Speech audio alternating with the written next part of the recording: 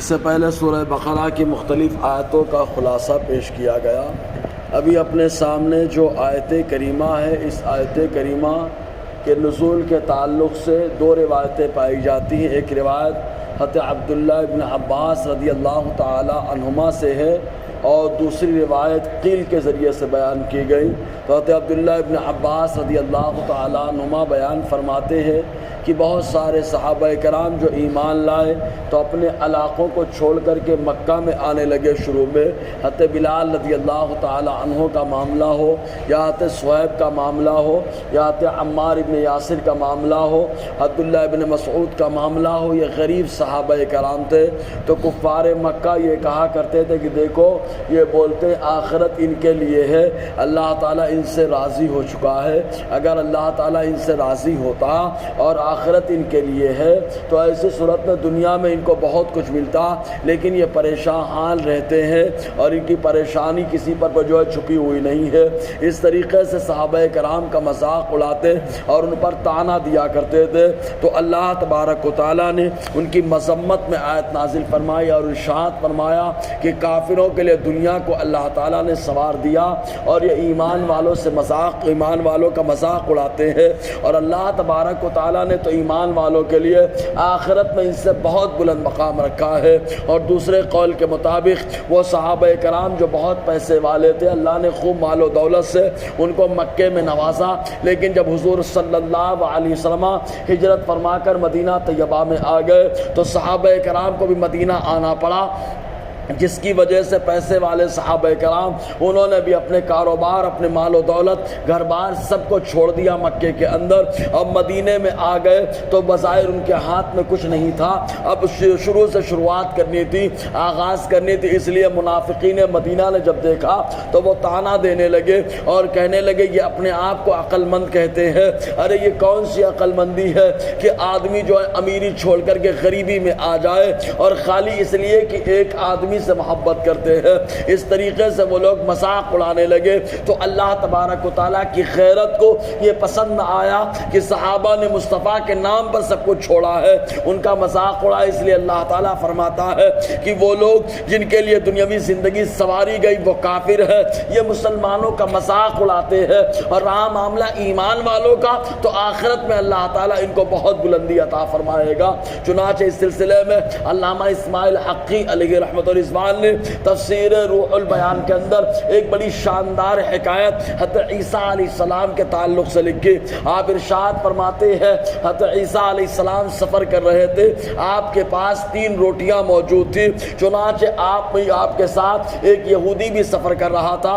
حضرت عیسیٰ علیہ السلام نے اس یہودی کو 3 روٹی دی اور ارشاد فرمایا ان کی نگرانی کرو، میں کچھ کام کر کے آ رہا ہوں۔ حضرت عیسیٰ علیہ السلام کام کے لیے چلے گئے، واپس آنے کے بعد اس یہودی نے حضرت عیسیٰ علیہ السلام کو خالی 2 روٹی لوٹائی۔ حضرت عیسیٰ علیہ السلام نے فرمایا میں نے تو تم کو 3 دیا تھا، تم 2 کیوں لوٹا رہے ہو؟ تو وہ قسمیں کھا کھا کے کہنے لگا آپ نے خالص ایک کو جو ہے 2 ہی دی تھی اور 2 میں نے واپس کر دی۔ اس کی وجہ یہ بنی کہ 1 روٹی اس نے چھپا کر کے کھا لیا تھا۔ حضرت عیسیٰ علیہ السلام نے وہ 2 روٹی لے لی اور لے کر کے سفر جاری کر دیا۔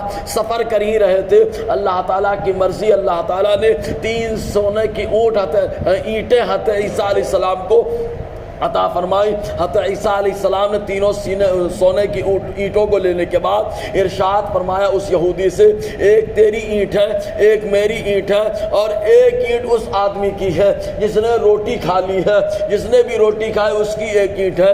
چنانچہ وہ یہودی قسم کھا کے بولتا ہے میں نے ہی وہ روٹی کھائی تھی، لہٰذا یہ روٹی میرے اینٹ ہمارے حوالے کر دی جائے۔ حضرت عیسیٰ علیہ السلام نے اس کو وہ اینٹ بھی دے دی اور اپنی اینٹ بھی اس کو دے دیا۔ وہ درخت کے نیچے وہیں پر بیٹھ گیا اور بیٹھا رہتے عیسیٰ علیہ السلام وہاں سے رواں دواں ہو گئے۔ چنانچہ 3 شخص آئے جو بڑے زبردست تھے، چور، اور تینوں نے وہاں پر آنے کے بعد یہودی کو مارا اور مار کے ختم کر دیا۔ تینوں سونے کی اینٹوں کو ان تینوں نے لے لیا۔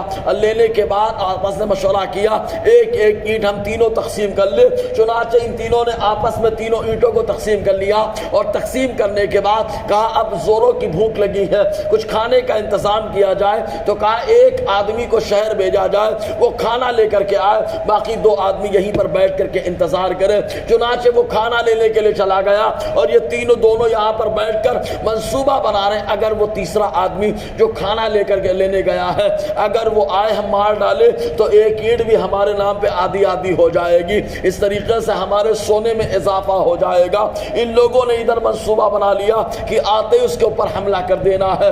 ادھر جو شخص گیا تھا شہر، اس نے پیٹ بھر کھانا کھایا، کھانے کے بعد جو کھانا پیک کرایا اس کھانے میں اس نے زہر ڈال دیا اور کہا کہ دونوں مر جائیں گے، تب ایسی صورت میں دونوں سونے کی اینٹیں ہماری ہو جائیں گی۔ چنانچہ وہ شخص کھانا لے کر کے پہنچا تو اس کے وہ ساتھی جو اس کا انتظار کر رہے تھے، تو انتظار کرتے کرتے جیسے ہی وہ پہنچا تو نہ دیکھا آؤ نہ تاؤ، کھانا چھین کر کے رکھ دیا اور فوراً مارنا شروع کر دیا، حتیٰ کہ اس کو موت کے گھاٹ اتار دیا اور بڑے خوش ہو گئے کہ اب اس کے حصے کی اینٹ بھی ہم کو مل جائیں گی۔ اور اس کے بعد بیٹھ گئے، دونوں کھانا کھانے لگے اور کھانا کھاتے کھاتے زہر آلود کھانا کو کھایا تو کھانا کھاتے کھاتے ہی ان کا انتقال ہو گیا، تینوں وہیں پر انتقال کر گئے، سونے کی اینٹ بھی وہیں پر پڑی، 4 لاشیں بھی وہیں پر پڑی۔ حضرت عیسیٰ علیہ السلام کا دوسرے دن وہاں سے گزر ہوا تو حضرت عیسیٰ علیہ السلام نے دیکھا اور دیکھنے کے بعد کہا اے اللہ دنیا کی لالچ سے بچا، اس لیے کہ دنیا کا انجام یہی ہوتا ہے جو انجام ان چاروں کا ہوا،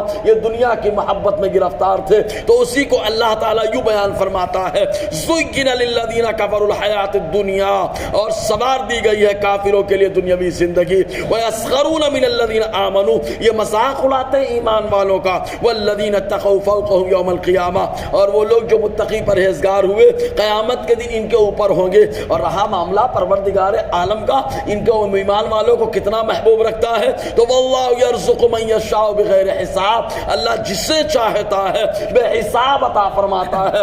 جب اللہ تعالیٰ دیتا ہے تو بے حساب عطا فرماتا ہے، لیکن جب وہ دیتا ہے تو آزماتا ہے، لیتا ہے تو آزماتا ہے۔ ہر طریقے کے اللہ تبارک و تعالیٰ آزمائش رکھتا ہے، آزمائش میں کامیابی کی دلیل صرف ایک ہے اور وہ ہے شریعت سے وابستگی۔ اللہ تعالیٰ ہم سب کو قرآن اور آقا علیہ السلام کے فرمودات پر عمل کرنے کی توفیق عطا فرمائے۔ انشاءاللہ آگے اور گفتگو رہے گی۔